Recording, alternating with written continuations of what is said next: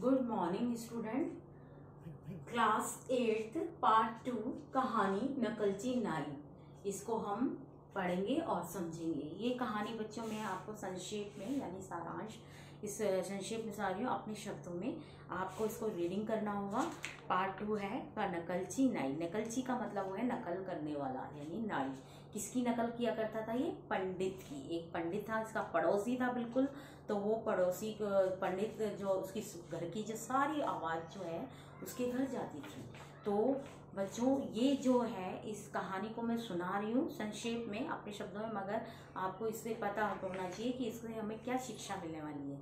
इससे हमें ये शिक्षा मिलने वाली चाहिए, नाई की तरह हमें नकल नहीं करना चाहिए, दूसरों की होड़ नहीं करनी चाहिए और अपने दिमाग से अपने अकल से ही कार्य करना चाहिए। जैसे कि नाई ने गलत कार्य किया, नकल कर करके उसको बहुत पछतावा हुआ कि मैं पंडित की नकल क्यों करता हूँ। तो कभी भी नकल नहीं करना चाहिए। इस कहानी से हमें ये शिक्षा मिलती है। दो पड़ोसी थे यानी नाई और पंडित जी। पंडित जी जो थे वो हमेशा कभी टीका लगाते, पूजा पाठ करते, कभी कहीं घूमने जाते। तो वैसे ही नाई और नाई आप हमेशा वैसे ही नकल किया करता ना। पंडित जी टीका लगाते तो वो भी टीका लगाता, जिस समय पर वो पूजा पाठ करते उस समय भी वो पूजा पाठ करता, हमेशा पंडित की नकल किया करता था। तो पंडित जी ने कहा कि क्यों ना इस नाई को सबक सिखाया जाए, यानी कि इसको ऐसा लेसन ऐसा पाठ पढ़ाया जाए कि वो कभी नकल नहीं करेगा मेरी तरह।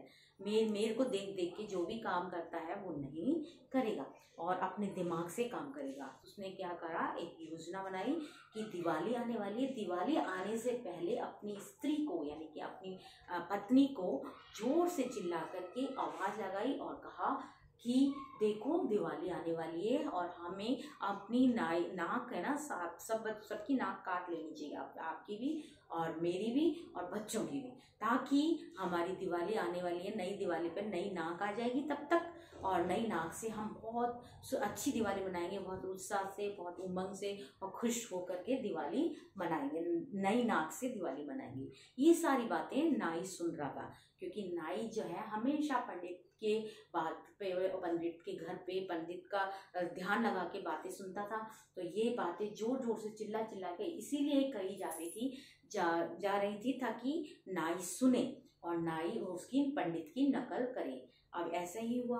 रात को जब सोने लग गए तो पंडित ने कहा, जोर से कहा, चिल्ला कर कहा कि हमें अभी ऐसा ही करना चाहिए कि लाओ उस्त्र लाओ। उस्त्र का अर्थ होता है यानी कि बालों को काटना है। गंजा करते हैं जब बालों पर, तो सिर पर उस्त्र चलाते हैं ताकि हम वो जो बाल है ना सबके जो गंजा करने वाले के बाल हट जाए।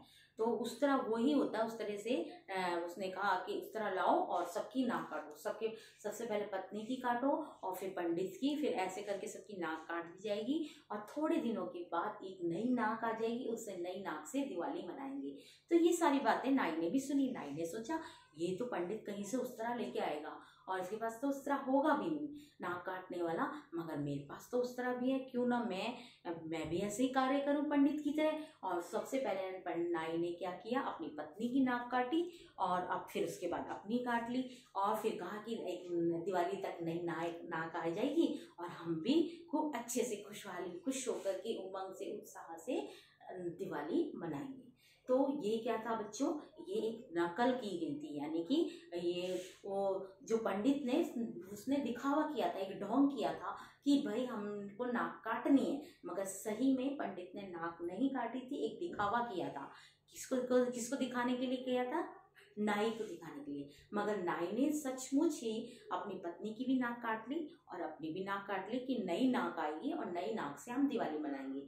अब क्या था कि बस उसकी पत्नी, नाई की पत्नी जो है चीखने चिल्लाने लगी, क्योंकि वो उसकी नाक से बहुत ज़्यादा खून बह रहा था और उसके दर्द भी हो रहा था।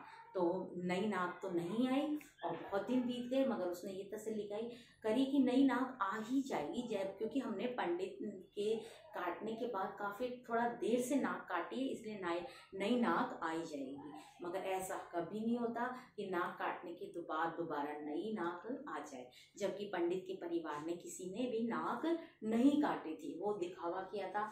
अब तो बहुत पछताया कि नाक ही नहीं आएगी और दिवाली कैसे मनाएंगे। इतने में से उसके कोई सिपाही बुलाने आए उसको, जहाँ वो काम करता था। तो वो कहने लगा कि देखता नहीं है आपको मेरे कितने दर्द हो रहा, मैं आराम कर रहा हूँ, मेरी नाक कट गई है और मैं बिना नाक के तुम्हारे पास कैसे आऊँ।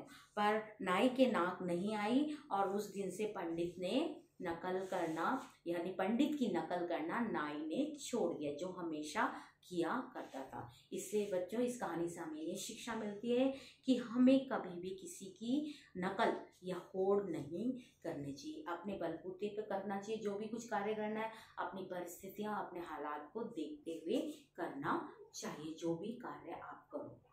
Thank you.